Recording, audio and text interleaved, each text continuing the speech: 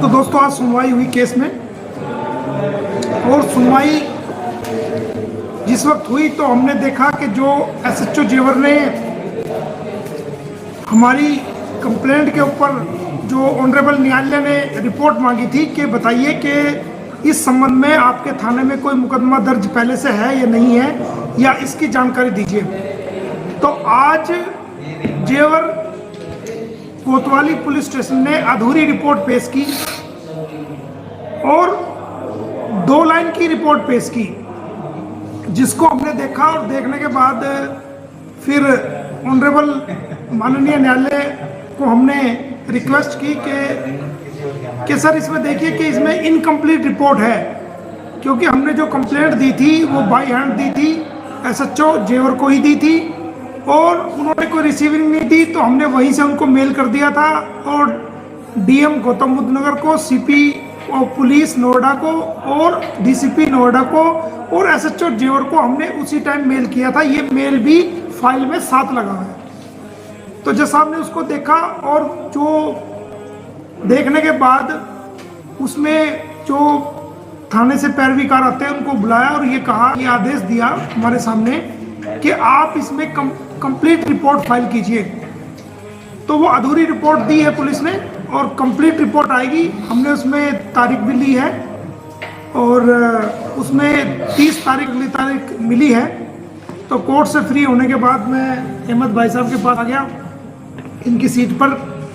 तो भाई साहब ने अपनी सीट पे मुझे ज़बरदस्ती बिठा रहे थे, लेकिन मैंने ज़बरदस्ती इनको ही बिठाया कि नहीं भाई ये आपकी सीट है, आप इतना मान सम्मान आदर देते हैं, ये बहुत बड़े संस्कार की बात है और ये हर व्यक्ति में नहीं होते। तो जो अहमद भाई है, प्रोफेसर है, मैं तो कहता हूँ कि ये हमारे जेवर का नहीं बल्कि हमारे हिंदुस्तान के हीरा है। ये ऐसे शख्स समाज के अंदर पैदा हो जाए और तो इस समाज का बहुत बड़ा भला हो जाए। तो इनके पास हम बैठे हैं, अगली बातचीत जो है ना अहमद भाई बताएंगे बाकी चीज़ें। और 30 तारीख इसमें लगी है अगली डेट, और 30 तारीख को दोबारा रिपोर्ट मांगी गई है और उसके बाद इस पर जो भी एक्शन ऑनरेबल कोर्ट में लेना होगा, एफआईआर दर्ज कराने के लिए लेना होगा, या इसको जो भी प्रोसीडिंग ऑनरेबल कोर्ट को अगर कहेंगे कि गवाही के तौर पे या कोई सबूत पेश करने हैं, गवाही लेनी है, तो हम वो गवाही भी आगे चल के देंगे। तो मैंने अपनी बात रख दी है, अहमद भाई को सुनिए। अहमद भाई से मुखातिब हो गए। मैं इस मामले में सिर्फ बहुत छोटे शब्दों में कहना चाहूँगा कि जो अपराध सीमा ने किया है उस अपराध के तहत सीमा को सजा मिलेगी और सीमा को सजा होने के बाद में इसको वापस उसी के देश में डिपोर्ट किया जाएगा। और सीमा को मैं बताना चाहता हूँ कि बचाव पक्ष पर इस मुकदमे में यदि मैं एडवोकेट हूँ या कोई भी एडवोकेट है उस पर कुछ भी नहीं है जनाब। जो इसने अपराध किया है, विदेशी अधिनियम का जो उल्लंघन किया है, उसकी इसको सजा मिलेगी और उसको वापस पाकिस्तान भेजा जाएगा। दूसरी बात, जो एक बहुत बड़े सीनियर अभिवक्ता बोलते हैं अपने आप को, एपी सिंह जी कह रहे हैं कि सीएए जो कानून बना है वो सीमा को गिफ्ट किया गया है।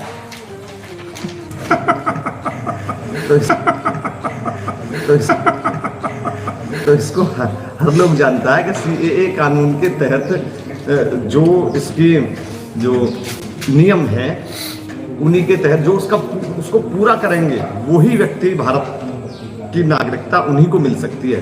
तो सीमा तो किसी भी एंगल से उन सारे नियमों को फॉलो नहीं कर पाएगी। तो सीएए के तहत भी इसको सीमा को जाना पड़ेगा।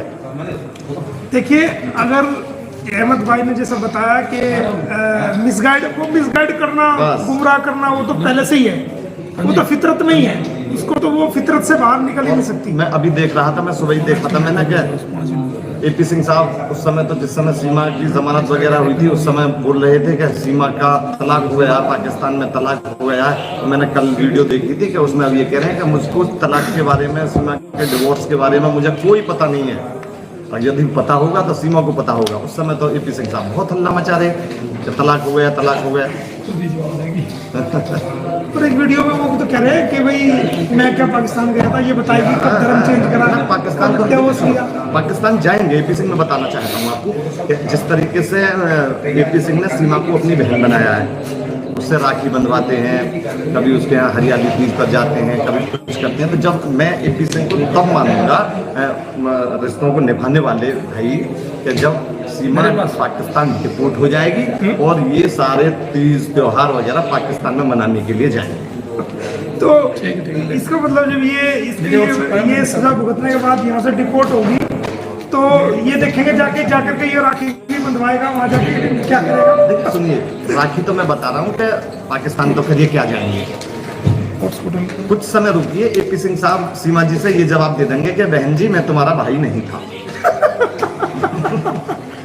किसने कह दिया कि मैं आपको, ये कहेंगे बहुत जल्दी।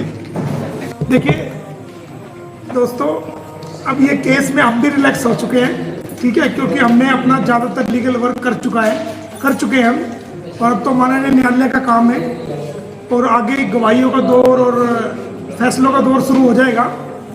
हम भी काफ़ी मेहनत करके इन 2 महीनों में जितना भी टाइम हमें मिला, हमने इसको आखिर अंजाम तक पहुंचा दिया है और हमारा सारा लीगल वर्क पूरा हो चुका है। मैं यहाँ एक चीज़ और बता देना चाहता हूँ।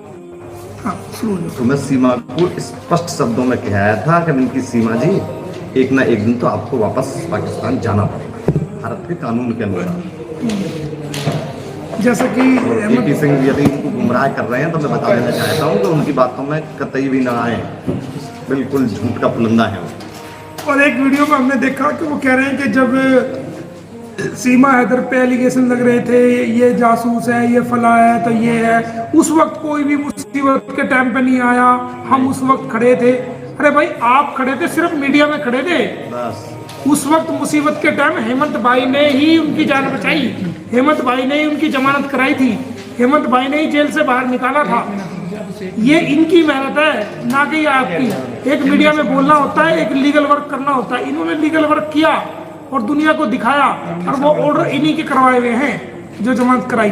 तो आपने क्या किया, आपने तो मीडिया में ही तो आए हो, तो मेहनत तो इनकी है, इन्होंने किया जो कुछ किया शुरू में, और ये सारी इन्हीं की मेहनत है कि आज वो बाहर है, वरना तो वो जेल के अंदर ही होती। तो आप तो सिर्फ मीडिया में रहे हो और आप बात करते हो। मैं ये कहता हूँ कि आप भी, हम हेमंत भाई और मैं आज फिर इस वीडियो के माध्यम से कह रहे हैं कि आपके पास अब भी मौका है।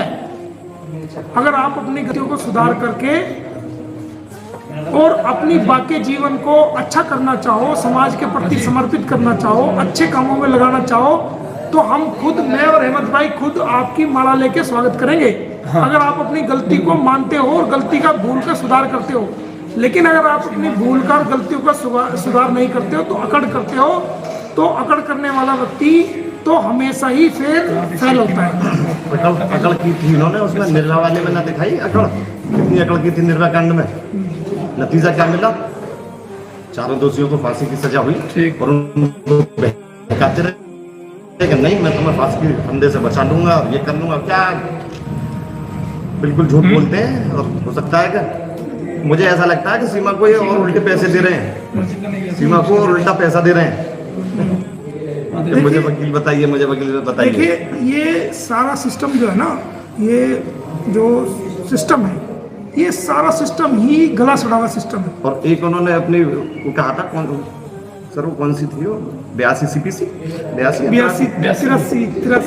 CPC जो CPC। हाँ, उसके बारे में जरा बताओ जरा क्या। बिल्कुल मैं बता रहा हूँ कि बिल्कुल पब्लिक को, अब देखिए हर व्यक्ति कानून नहीं जानता, आम जनता कानून को नहीं जानती, ये सिर्फ गुमराह कर रहे हैं जनता को। इस राशि के तहत के कोई विदेशी व्यक्ति नहीं आएगा, क्यों नहीं आएगा भाई, किसी के साथ अपराध हुआ है तो विदेश में जा सकता है, वाद भी पंजीकृत होगा उसका। वो तो गए तो मुकदमे दर्ज हो गए। तीसरे चौथे की तैयारी है और भी। लगाइए 82-83 को लगाइए। कहाँ गई आपकी 82-83? हम भी पूछ रहे हैं भाई, दुनिया के सारे वकील पूछ रहे हैं 82-83 कहाँ गई। और चलो आप हमें भारत सरकार का कोई करंट ऐसा नोटिफिकेशन या ऑर्डर दे दीजिए जिसमें ये बताया गया हो कि भारत का युद्ध आज के टाइम में किसी से चल रहा है। भारत सरकार की कोई भी नोटिफिकेशन हमें ये दिखा दो कि देखिए भारत सरकार का किसी से नहीं चल रहा, पर मैं मानता हूं कि एपी सिंह का युद्ध पाकिस्तान से जरूर चल रहा है।